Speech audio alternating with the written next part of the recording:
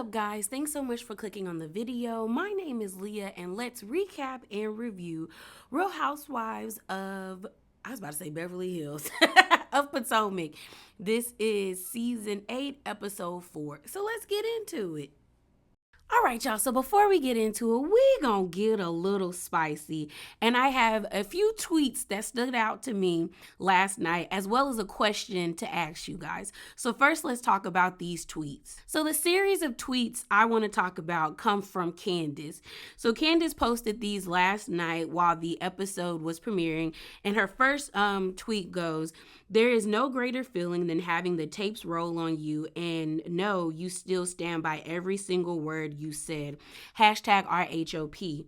Then she quote tweeted another account where this account by Justin Colin said, "Robin talking about deflection is the biggest joke of the century. Hashtag RHOP." And Candace said this, "I told y'all season 8 was going to give you a bad Broadway. Close the curtains, tomato." Then she finished these series of tweets by saying, the moral, she said, the moral is season 8, facts are more interesting than fiction. You heard it first here. Hashtag RHOP. And that was a statement that she quote tweeted over another user named P Brownie that said, "Nope, her fans don't make Robin backtrack or pop on her statements." And I guess someone was talking about Candace's fan versus Robin's fans. I don't know. So our last series, or our last tweet we're going to talk about, is coming from Wendy. So Wendy quote tweeted a user named London Brianna. Okay. And she said, "As a Nigerian, I can say being accused of having a shrine or practicing voodoo is one of the biggest insults and criminal implications someone can accuse you of.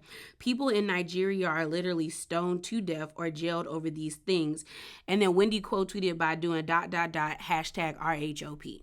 So it looks like Candace is standing 10 toes down in how she feel about some of the ladies on the cast, as well as everything that she said season 7 and going forward. So it looks like her and Robin may never be friends again, or if they ever become friends, it might take years. But who really knows? Because I don't think Robin cares, neither does Candace.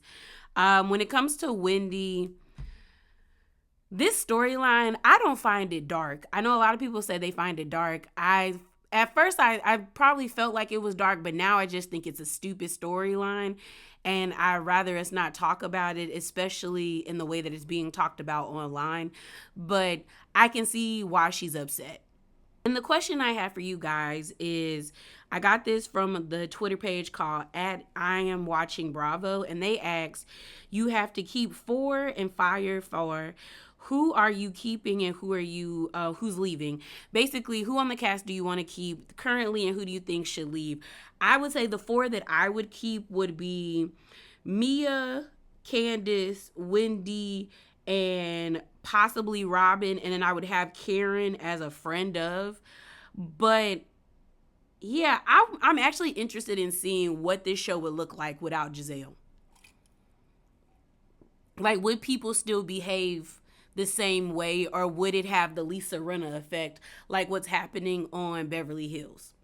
But drop down in the comments below and give me your thoughts.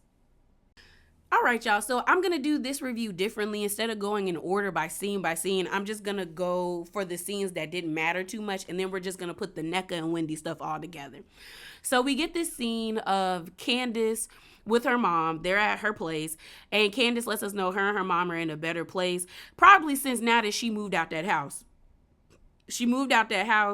Candace's music career is doing well. She's getting acting gigs and she got her master's. I think her mom is starting to really see that her child is an adult. Because Mama Dot always gave me, she was still viewing Candace as a little girl. And, you know, parents are always going to see their kids as their babies, but it was a disrespect there. But it seems like she respects her daughter more. They decided to go outside and eat near the woods. Candace and Chris, either you going to mow your own lawn or you going to pay for it. Cause this ain't that grass was too high. That grass was, girl, you act like snakes can't be in there. So they're sitting down outside. You know, Mama Dot gonna always have her foot on Chris's neck. So she asks Candace, like, you know, is he working? And Candace is like, yeah, he's doing his private catering, his virtual tours, you know. And she's like, is that making money? And I said, girl, you know, we just saw Chris in a movie. I showed y'all that in the last Spicy Corner. You know, I think Mama Dot just wants Chris to have a consistent job. And he had a consistent job. Blame it on your daughter because she didn't like his work schedule. Okay? She didn't like that work schedule. So Chris left his job to appease his wife. And so, but like Candace said, it's switched because now she's not home, but he's home. So I'm like, girl, then he could have just stayed working if y'all weren't going to be in the same space all the time. But that's just me. She then brings up about her tour and how like it's pricey. One thing I will give Candace is out of all the reality, the Real Housewives franchises, I think Candace's music career, minus Candy's because she already had one before she came to Real Housewives of Atlanta, I can see Candace's music career gaining way more momentum. Like, it says a lot that people are willing to pay beyond the show to come and see you. Same thing with the Countess Cabaret. Yeah, I like New York, Real Housewives of New York, but I don't think I would ever pay to go see Erica or the Countess. Possibly might go see Candace, but like I feel like that shows how good you are at what you do and that you have made connections with people, that people who watch you on TV are actually willing to go see you in person doing something that your artistry. So good for her for that. So Mama Dot brings up Robin and she's like, you know, are you and Robin talking? Like, I think y'all need to get that together. And Candace still feels some type of way about Robin. And she's just kind of like, you know, in the beginning, it seemed like she was really in our corner, but then things just started to feel funny.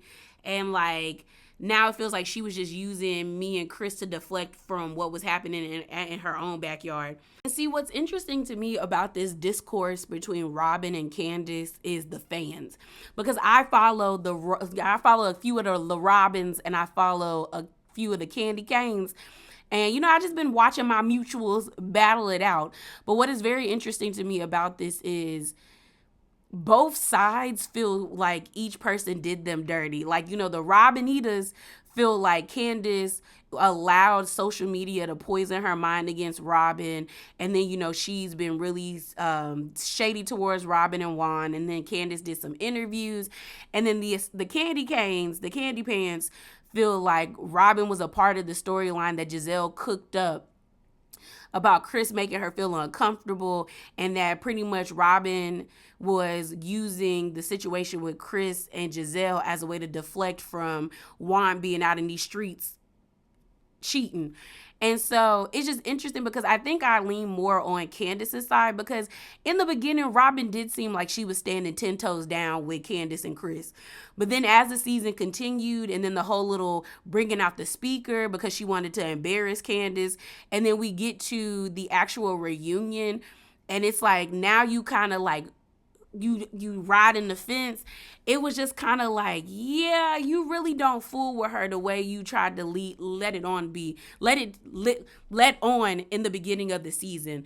That's how it feels. And even if Robin didn't have anything to do with the storyline of Chris and Giselle, it still makes it look like you conspired against Candace.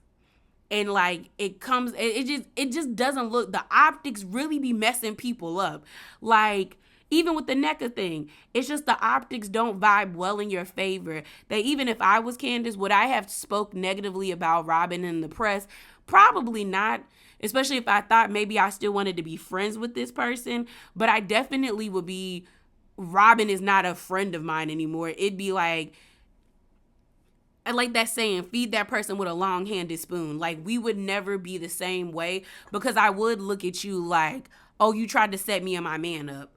And even if I don't have proof that you did it, it's still, there's always going to be this gray area on you or this like caution sign that you are not to be trusted if I was Candace. We get this scene of Robin and Giselle going out for lunch.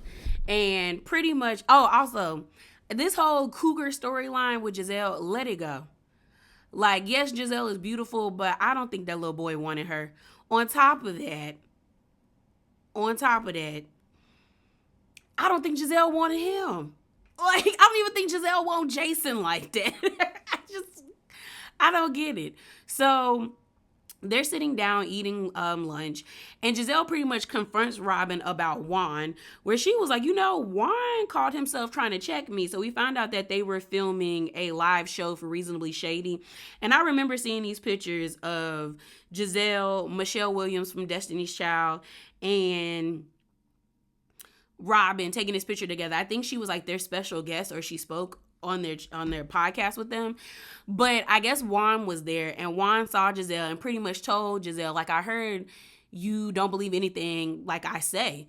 And then he was like, Giselle, I did not do anything with that lady. I did not sleep with her. I did not. And Giselle was kind of taken aback. And at first, I didn't really believe Giselle, because honestly, I don't believe a lot that come out that gullet that is Giselle's mouth. But what I will say is I actually believed her because of Robin's response. When Robin was like, well, he's hard of hearing. I said, girl, that was a stupid excuse. Yeah, that boy went up. That boy went up to that girl. He went up to Giselle and caught himself checking her, because he be doing it to you, Robin. He do it to you. So I was just like, yeah, first of all, check your friend, because don't do that. And I can see Juan feeling entitled to check Giselle, because he probably is like, me and Robin are together. You and Robin are best friends. If you attack me, you attacking her type mess. When it's like, no, she just wants to make sure her friend is okay, because you out here moving sloppily and disrespecting her. And so Robin is in her confessional giving us 60s flight attendant realness and being like, come on, Giselle, he didn't do that. I said, girl, he really did, because even you don't believe yourself. Even you don't believe what you saying, Robin. So it is interesting to me to see Giselle back off. Like, I feel like had this been anybody else, Karen, Ashley, Mia, definitely Candace or Wendy, even Nneka, she would have kept going. But the fact is that she cares about her relationship with Robin and cares about the friendship. Now she want to back off. I said, I guess you can be friends to people. Because I've always felt like Robin and Robin and Giselle's relationship was only alliance based. It really never felt like they really cared about each other, or maybe Robin cared more about the friendship than Giselle, but it looks like Giselle actually does care about it. So they're still sitting at the table, and Robin decides to bring up the conversation that she had with Nneka. And she's telling her, even though Nneka told Robin, can we just keep this between you and me? But Nneka watches this show, so she knew that girl was going to run that story. So she tells... Robin relays the story back to Giselle, talking about, Wendy this and that, and then the whole shrine thing. Giselle's eyes are bugging out. She talking about, that's... I was married to a pastor. We don't play with that stuff. We don't play with that stuff. That stuff is evil. I said, your man was evil, sleeping with everybody in his congregation. But okay. And disrespecting you. But okay, tell us about the evils. So Giselle was just kind of like, I don't want any parts of this storyline. Because she was like, I hope it's not true, because that's crazy. That's crazy. So this Wendy versus Nneka storyline, y'all, I no longer, like I said in the spicy corner, I no longer feel like this storyline is dark. I'm just annoyed and irritated by it. Now I feel like it's stupid, if anything. You know what I mean? So the episode actually opened with Nneka going to pick up her husband in this fake scene at the airport, because this was fake. This was gay very much, let's pull up to the airport, you jump out like you just got home and I'm picking you up. Because what was the temperature that day? Because why does Nneka have on a fur coat like vest? like where are you going? Then you got not Lebe, but what's his name? Ike with just his scrubs on. And then when you see him walking with the suitcase looks light as hell. That was a big suitcase. So the suitcase looks light. He doesn't have on he doesn't have no carry-on bag. I don't see no book bag, no satchel, no nothing. I don't even see no Beats headphones. I said, he didn't even have his phone in his hand to call and be like, hey, I'm walking across the thing. Like, no, ma'am. Even if he was going for even if he was going on a 30-minute flight, everyone has a carry-on bag. And the suitcase he had was not big enough. No, it was too big to be on the plane and not be in the underneath the plane. I said, yeah, this is a fake scene. Like if y'all gonna manufacture scenes, you gonna have to do more than this. You gonna have to make it believable because it wasn't believable. But they get in the car and they're on their way to back home, wasting gas, doing this little stunt. And so they're sitting in the car and Karen calls and pretty much Karen invites both of them to the pickleball game and lets them know that everybody's invited, even the husbands. So Nneka is really excited because, her husband is home. We find out that he is a traveling physician. So he has sometimes he's home for a week. Then the next week he's gone for a week and back and forth, back and forth. So Nneka brings up how she's feeling a little uneasy or uncomfortable about seeing the Osefos, mainly because she was like, Wendy and her mama are known to be aggressive. I said, "Oh, girl, you really leaning into this, okay?" And so they then show us a flashback of the cousin that is saying that all of this stuff happened. So we meet Lebe. She's doing a FaceTime with Ike and Nneka, and pretty much Lebe said that Ivy, who is Wendy's sister, called her to tell her that they didn't like the fact that Nneka was using Wendy's name to be a part of the show, basically, and they felt like she was clout chasing. And then Lebe goes on to say about how she got a phone call from Mama Susie basically saying, have I not been good to you? Have I not, prayed for you? Have I ever prayed against you? I submitted your family's name to a shrine. And Lebe said pretty much it made her uncomfortable. And so she was just like, she ain't dibbling and dabbling in that, you know what I mean? We also find out that Ike feels some type of way about Eddie. We found out that Ike and Eddie went to University of Maryland together, and I guess they both participated in the African American Association, so they followed each other. But after the whole phone call about the shrine situation, Eddie unfollowed Ike on Facebook, and now Ike feels some type of way. Like he feels like now people are trying to paint them as liars, or I guess saying that they don't know him. So if you ask me, I don't think Nneka is lying. She looked corny to me, and so did Wendy by the end of this episode. But I don't think Nneka is lying. For one, we've seen Mama Susie in action. We seen that lady in action. We saw it when she wrote that statement on Instagram about Mia, and it was given very much like you will have hell to pay for what you did to my daughter when Mia threw the drink on Wendy and tried to hit her with her purse. So I believe that Mama Susie did probably call up Lebe and told her to get a handle on her cousin. Cause girl, you know how I move in these streets. Cause Mama Susie gives very much, I love the Lord, but I'm still of the world and I will put hands on you when it comes to my kids. Now, what I don't believe when it comes to Nneka is the timeline. Because you're saying all of this happened 2 weeks before you met Wendy. And it's like, then why were you so nice to her when you met her? And now why do you have the balls to be on camera talking about she got a shrine? Her mama is a witch and got a shrine. Because to me, what it sounds like is that what's the word? The whole you're a clout chaser and you're clout chasing off my name. I feel like that happened prior to Wendy and prior to Wendy and Nneka meeting at Ashley's party.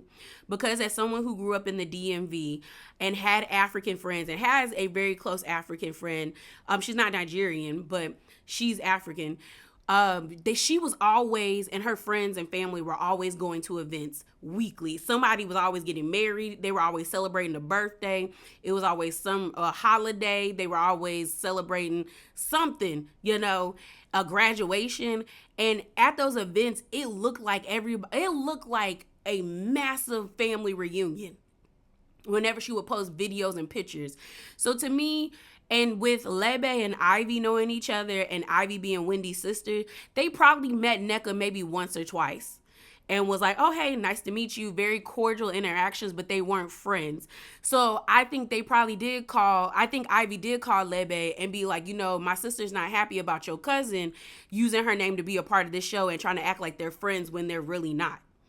So I can see that happening prior to the show, but I think the phone call from Mama Susie came after Wendy had a conversation with Ashley and the whole Osu thing came up and the article that was posted in 2020 came out. I think that piss Mama Susie off even more, because she was like, we already don't like the fact that that girl saying that she know my kid and she don't. Now you trying to say that we're outcasts and that we aren't, that's the reason why Wendy's family doesn't mess with our family. Now I got something for your ass. And I think that's when she called Lebe to tell her to get a handle on her cousin before she got a handle on her. I think that's how it honestly played out. I still think this was a huge misstep by production, because even if this is the storyline they wanted to go with, there was a way to handle this. This should have never been a conversation where Nneka told this to Robin. And you're not going to get me to believe that Nneka didn't know that Robin and Wendy don't get along. And it's like, you could have picked somebody else. You could have talked to Ashley after you and Ashley had that conversation. Or heck, you could even spoke to Karen or Candace if you were really concerned about this situation.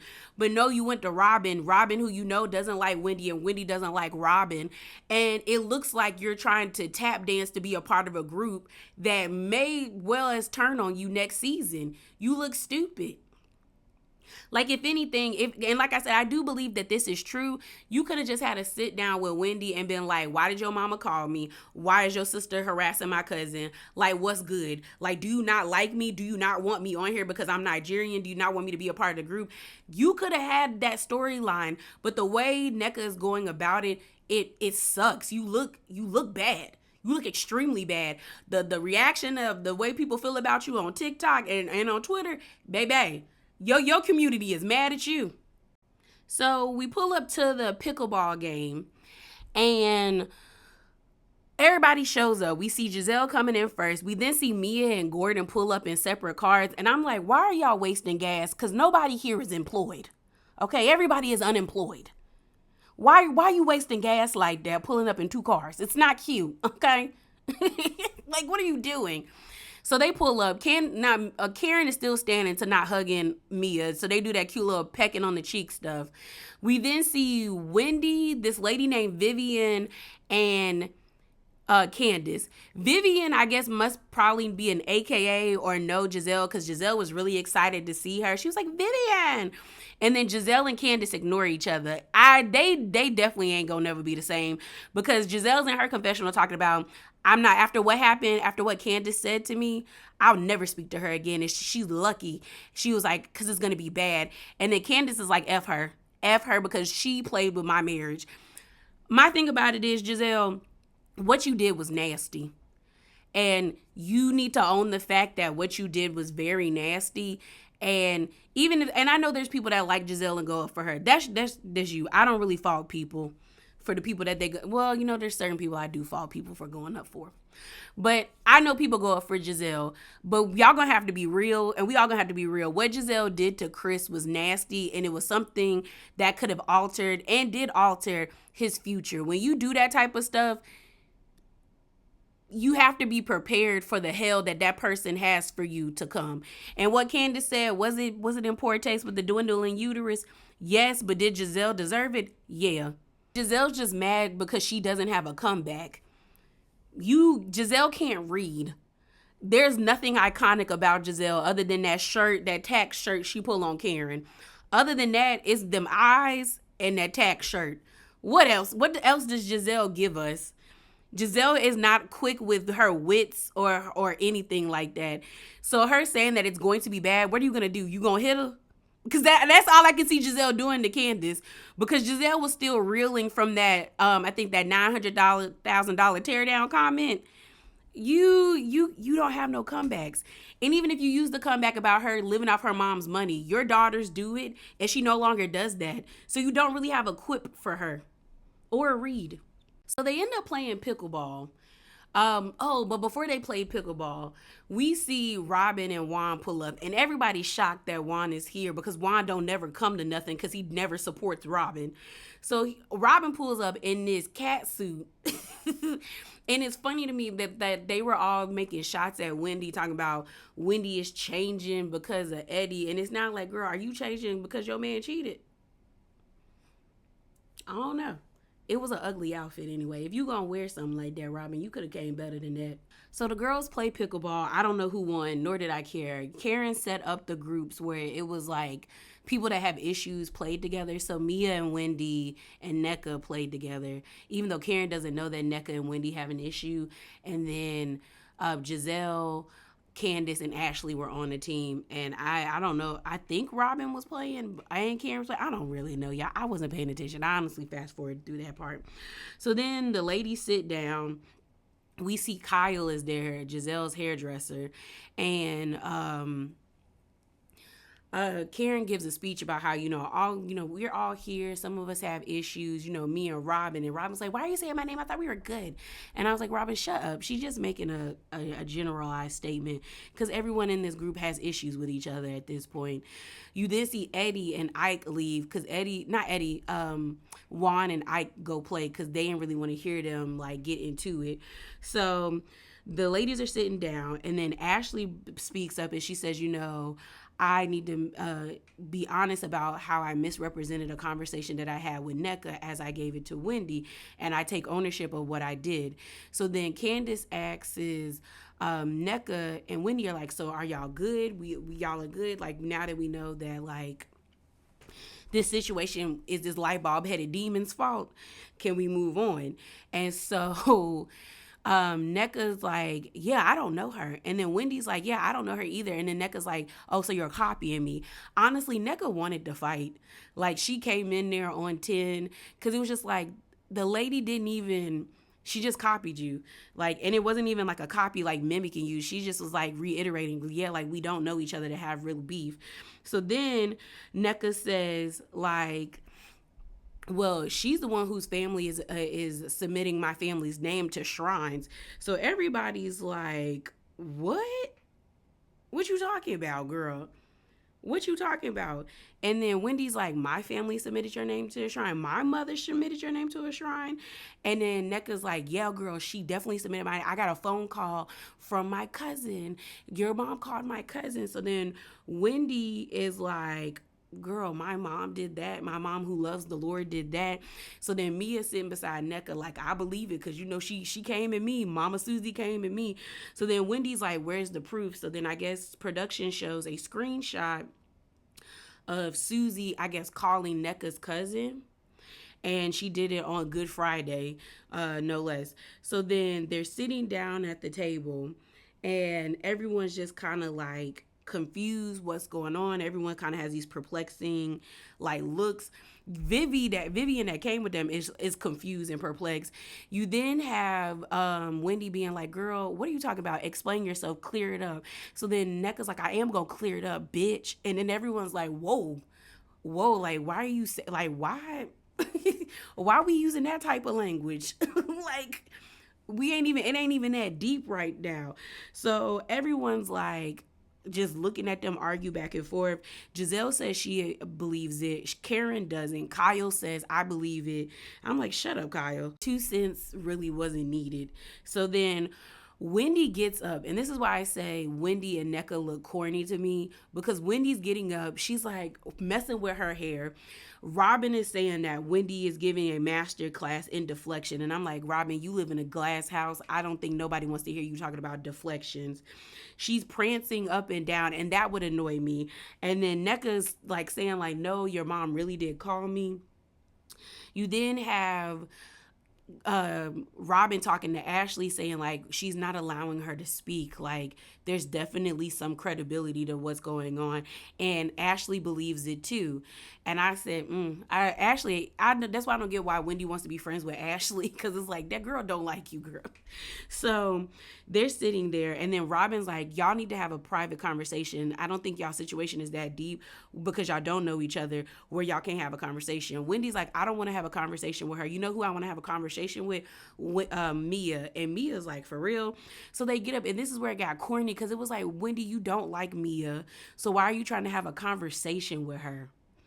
Like, it looks like you are deflecting. I think you are deflecting. I think your mom probably called that girl up and cussed her out. Now, the shrine part, I don't know about that, but I can pretty much bet your mom probably did call that girl up and cuss her out. So Next thing you know, you see Candace and Nneka talking, and Candace is like, I think y'all really need to talk. Like, this ain't a good look. Both of y'all are Nigerian. This don't look good for you, girl. And Nneka's like, but Candace, do you understand where I'm coming from? Then Juan, because again, I guess the conversation kept going because you then see Robin and Juan playing pickleball, and I guess they were playing pickleball against Ike and somebody else. And Juan runs into the table where all the food was, and he knocks over the table. And then they had those candles that light up the warm up the food, fell on the floor. So then the carpet was catching on fire. And then Candace is like, "The demons are coming to get us, because my God, today, what is going on?" So then everyone's kind of scattered out everywhere. We end up seeing, I think her name's Kiana or Kierna. She comes. She's trying to figure out what's going on. You see Neka, Mia, and Ike, and I think, what's her name? Wendy. No, Neka. It was Neka, Ike, Giselle, Robin, and Mia talking about it. And Neka was like, it's not even that deep, but like, I know for a fact her family did that because they called up my family. And Mia's like, I actually believe it too. And then you see Wendy, Vivian, and Wendy, Vivian. It's too many freaking people. Wendy, Vivian, and Candace talking. And this also made Wendy look corny when she was trying, like, because Wendy's reads are rehearsed. So Wendy was like, it's not my fault that God looked down upon me with favor and he went out to lunch on you. It was like, okay, Wendy. Okay, Wendy, it's not hitting the way you think it's hitting. And then we have a situation where the husbands almost get into it, where Eddie goes over there to talk to Ike and be like, what's really going on? And then Ike is like, why'd you unfollow me? And Eddie's like, what do you mean? Like, we just met today. And Ike is like, so we never met. And he was getting real like heated about it. And I was like, bro, it's just an unfollow on Facebook. It's not that deep. People unfollow each other all the time. And so he was like, so we never met. And then Eddie, because I don't seem like a confrontational person. He don't really know how to respond. And then Nneka is trying to calm Ike down. Like, baby, it's not that deep. And then Ike basically told Nneka to shut up. He was like, just let me get this out. Like, he got real heated. And then Karen and everybody was looking at her like, girl, what?